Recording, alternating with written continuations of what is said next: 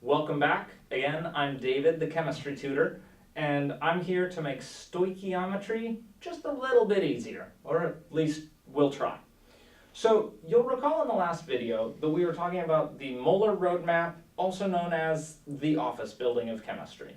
We had different offices and hallways with armed guards that would not let you come through unless you knew the password. We're going to expand on that idea a little bit with stoichiometry.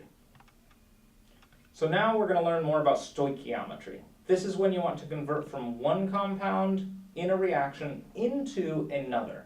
And it looks something like this.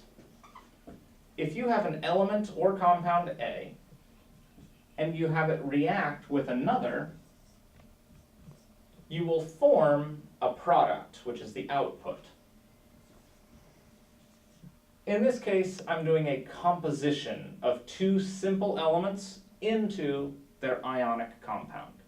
So A would have to be a positive charge, that's a cation. B would have to be a negative charge, that's an anion.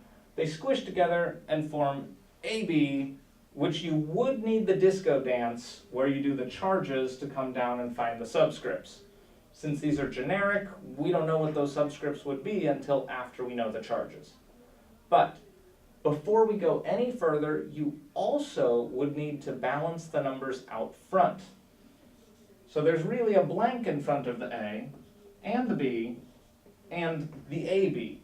The goal is to make the same number of any one element on the left as there is on the right. So if subscripts mess that up, you can use these front numbers to fix it and allow everything to balance. I'll assume that you've already had the lesson on that, or maybe I'll make another video that can help explain that. But for today, I want to focus more on the idea of stoichiometry specifically. So we'll get to a sample problem, but before we do, I want to explain a little bit more about this molar roadmap, also known as the office building. Now, it's important for me to transition to the office building instead of a molar roadmap, because as it turns out, there's not just one Graham's office. There are a lot of Graham's offices all stacked on top of each other. So we have this multiple story building where it builds vertically up. This is like the blueprint or a top-down view, and there are lots of different levels that all have an exact same floor plan. So if you want to go from grams to moles, you still walk through the grams to moles hallway, and you still use the same password, molar mass, that we did from before. It's just that if you want to go to a different floor, we need a way to do that. This office building does not have stairs, it does not have escalators, it only has elevators. And I will put a star where the elevators are.